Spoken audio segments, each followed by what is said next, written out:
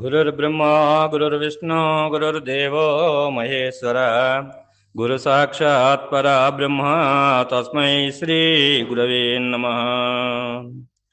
పొన్నాలవంశకలశాంబుదికైరవాప్తం పూర్ణం దయానిధిమనంతగుణైకదిష్ణం రాజాదిరాజముకుటాంచితరత్నసేవ్యం శ్రీరాజయోగి గురుమంతరతోం నమామి.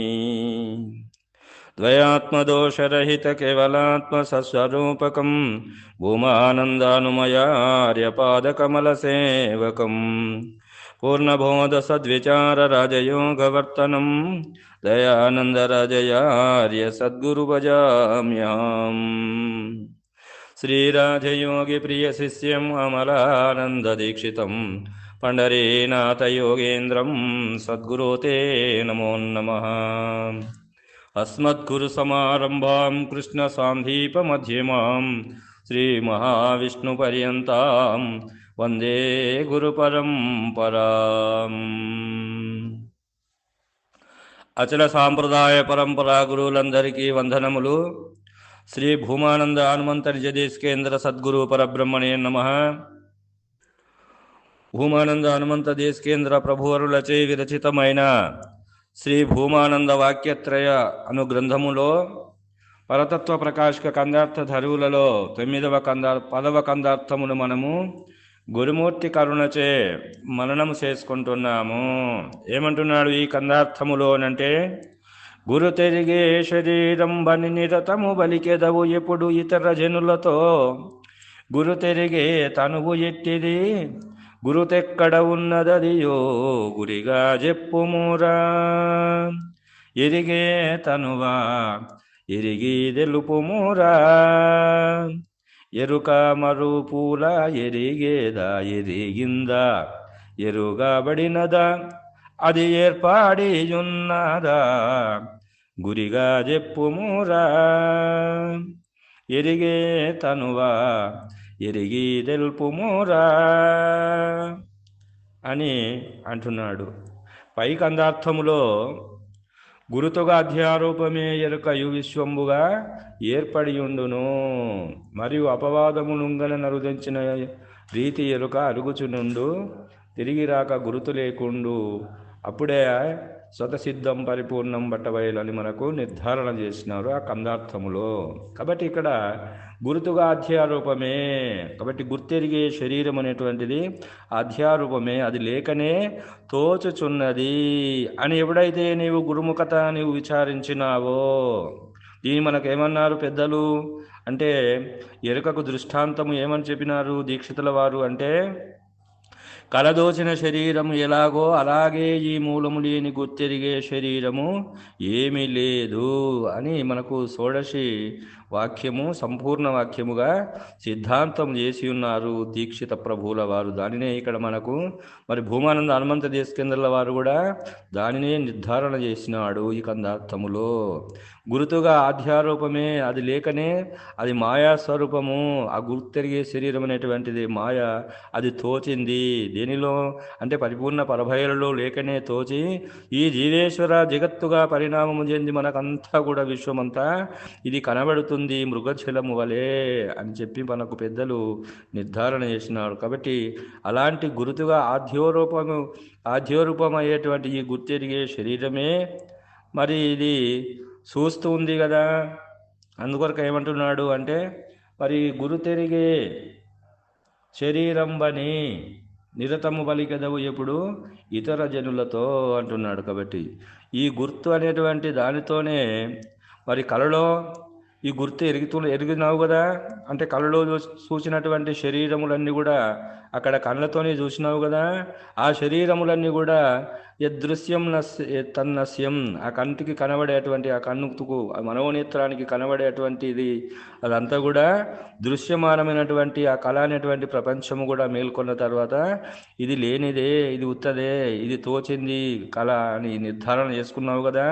మరి ఆ విధంగానే ఇక్కడ కనబడేటువంటి ఈ స్థూల శరీరములు ఏవైతే ఉన్నావో, ఈ స్థూలంగా కనబడేటువంటి ఇక్కడ నీ ముందు నీ కంటికి కనబడేటువంటివి ఏవైతే ఉన్నావో, మరి భార్య తనయులు మరి బంధువులు స్నేహితులు గృహరామక్షేత్రాదులు ఇవన్నీ కూడా కనబడుతున్నాయి కదా. ఇక్కడ ఏదేది కనబడుతుందో యదృశ్యం తన్నస్యం అని, ఏ దృక్కుకు ఇది దృశ్యమాన ప్రపంచమై కనబడుతుందో ఆ దృక్కుకు దృశ్యమంతా కూడా యదృశ్యం తన్నస్యం నశించేదే అన్నప్పుడు, మరి సూచేటువంటి ఏ దృక్కు అయితే ఉన్నదో ఆ దృక్కుకు ఇదంతా తోచబడేటువంటిది కూడా యదృశ్యం. తన్నస్యం తాను నిజమా అంటే తాను కూడా నశించిపోయేదే. ఎప్పుడైతే దానికి మూలము లేదు, ఏ దృక్కు అని చెప్పి నువ్వు అనుకుంటున్నావో, దేని దృక్కు అన్నా మనము దేనిని అంటే సర్వదృక్కు స్వరూపమైనటువంటిది ఈ కళ్ళకు కనబడేటువంటి దృశ్యమాన ప్రపంచమంతా ఇది దృశ్య స్వరూపము. కన్ను ఈ చూడబడేటువంటి నేత్రములు దృక్కు అనుకున్నాం. ఈ దృక్కులో ఏది ఉంటే చూస్తుంది అంటే ఇంద్రియములు ఉంటేనే చూస్తుంది. ఇంద్రియములు ఏమింటే చూస్తావి అంటే మనస్సు ఉంటేనే ఇంద్రియములు చూడబడతాయి. కాబట్టి ఇంద్రియములు మనసుకు దృశ్య రూపము, మనసు దృక్కు రూపము. కాబట్టి ఈ మనసు ఏది ఉంటే అది నిలబడి చూడగలుగుతుంది అంటే చిత్తం అనేటువంటిది ఉంటేనే ఈ మనసు నిలకడతో చూస్తుంది. కాబట్టి చిత్తం అనేటువంటిది దృక్కు రూపము, ఈ మనస్సు అనేటువంటిది దృశ్య రూపము.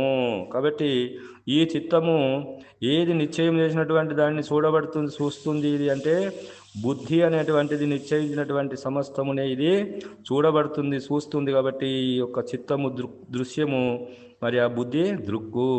కాబట్టి ఆ బుద్ధి ఏది ఉంటే చూడబడుతుంది అంటే ఆ బుద్ధిలో జ్ఞానము నిశ్చయించినప్పుడే ఆ బుద్ధి నిశ్చయిస్తుంది అన్నప్పుడు ఆ జ్ఞానం అనేటువంటిది మరి దృక్కు అయిపోయింది. ఇక్కడ మరి యొక్క బుద్ధి అనేటువంటిది దృశ్యమైపోతుంది.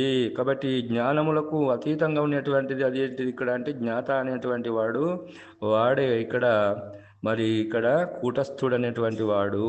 కాబట్టి ఆ కూటస్థుడు అనేటువంటి వాడు ఉంటేనే ఈ జ్ఞానము తెలియబడుతుంది. కాబట్టి కూటస్థుడే సర్వదృక్కు, కూటస్థుడే నేననేవాడు, కూటస్థుడే మూలము లేని గుర్తెరిగే శరీరం అని చెప్పి మనకు దీక్షితుల వారు చెప్పినారు. కాబట్టి అలాంటి ఏ నేననేటువంటి ఏ దృక్పదార్థమైనటువంటి ఎరకైతే ఉందో గుర్తు అనేటువంటి దానికి ఒక శరీరం ఉన్నది, అది బ్రహ్మము అని ఎప్పుడైతే చెప్తున్నావో నీవు, బ్రహ్మమునకు కూడా ఆవరణ రూపమైనటువంటి శరీరము ఉన్నది.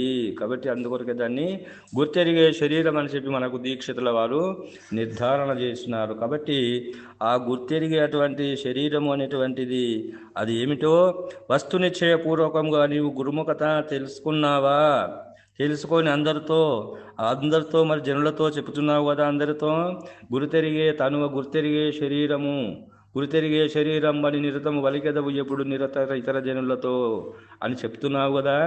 మరి అది ఇతరుల జనులతో నీవు చెప్పేటువంటిది వస్తునిశ్చయపూర్వకంగా గురుముఖత విచారించినావా? మరి ఆ గురుతు ఎటువంటిది, ఆ తనువు ఎట్టిది, మరి ఆ తనువు అది ఎట్టిది? కాబట్టి అది ఎక్కడ, గురుతు ఎక్కడ ఉన్నది, అది ఎక్కడ ఉంది గురిగా చెప్పుమురా. అది గురుతెరిగే తనువా వట్టి తనువా? కాబట్టి గుర్తెరిగే శరీరమా అది గట్టిదా, అది వట్టిదా? మరి దేన్ని చెప్తున్నావు? ఈ శరీరం ఏమన్నా ఎరుగుతుందా అంటే ఎరగదు. కాబట్టి అది వట్టి తనువా అది గట్టి తనువా? కాబట్టి అది మరి గుర్తెరిగే శరీరం అని దేన్ని నీవు చెప్తున్నావు? కాబట్టి మరి ఈ ఎరిగే తనువా ఎరిగి తెలుపుమురా. మరి ఎరుక మరుపుల ఎరిగేదా, ఎరిగిందా, ఎరుగబడినదా, అది ఏర్పడి ఉన్నదా గురిగా చెప్పుమురా. ఎరిగే తనువ ఎరిగి తెలుపుమురా అని ఇక్కడ మనకు ప్రశ్నలు సంధిస్తున్నాడు భూమానంద హనుమంత దేశికేంద్ర ప్రభు హరియులు. కాబట్టి ఇంత విధముగా ఈ యొక్క దేనిని నీవు గుర్తు ఆధ్యారూపము ఎరకయు విశ్వంబుగా ఏర్పడి ఉంటుందని తెలుసుకున్నావో, దేనిని నీవు మాయ అంటానవో, ఆ మాయ లేనిది అంటున్నావో, ఆ మాయనే గుర్తెరిగే శరీరము అంటున్నావో, ఆ గుర్తెరిగే శరీరము ఎలా ఏర్పడింది దాన్ని గురుముఖత నీవు విచారించి తెలుసుకొని చెప్తున్నావా? వట్టి మాటలతో చెప్తున్నావా? మరి నిజము నిర్ధారణ చేస్తావా? పదార్థము యొక్క యథార్థము తెలుసుకొని చెప్తున్నావా? ఆ పదార్థము యొక్క యథార్థాన్ని తెలిసి ఉంటే చెప్పమని ఇక్కడ భూమానంద హనుమంత దేశికేంద్రుల వారు ప్రశ్నలు వేసి సంధించి ఆ విధముగా చెప్తేనే మేము ఒప్పుకుంటాము. కానీ ఏదో పై మాటలకు ఎరక గుర్తెరిగే శరీరం అనేటువంటి చెప్పే మాటలు పై మాటలను నేను ఒప్పుకోను అని చెప్పి ఇక్కడ మనకు ప్రశ్నలు సంధించి మళ్ళా ఆ ప్రశ్నలకు మరి భూమానంద హనుమంత దేశికేంద్ర ప్రభువర్యులే మళ్ళీ ఈ యొక్క 11వ కందార్థములో మళ్ళీ ఆ ప్రశ్నలకు జవాబు చెప్పి నిర్ధారణ చేసి ఏ సందేహం అయితే పెడుతున్నాడో ఈ ప్రశ్నల ద్వారా మరి ఒక కందార్థములో ప్రశ్న వేస్తూ ఇంకొక కందార్థములో మరి తానే జవాబు చెప్పుతున్నాడు మహానుభావుడైనటువంటి భూమానంద హనుమంత నిజదేశకేంద్ర ప్రభువర్యులు. కాబట్టి కందార్థములో ప్రశ్నలు వేసి వచ్చే కందార్థములో మళ్ళీ తానే మళ్ళీ దానికి సందేహ నివృత్తి చేస్తున్నాడు, ఆ సందేశాన్ని మనకు ఇస్తున్నాడు. కాబట్టి అలాంటి సందేశాన్ని మనం 11వ కందార్థంలో నిర్ధారణ ఏ విధంగా చేస్తున్నాడు దాన్ని పరిశీలించి విచారణ చేసుకుందామని తెలియజేస్తూ ఇంతటితో ఈ కందార్థ భావాన్ని ముగిస్తున్నాను. జై బోలో సద్గురు ప్రభు మహారాజుకు జై. సర్వం సద్గురార్పణం.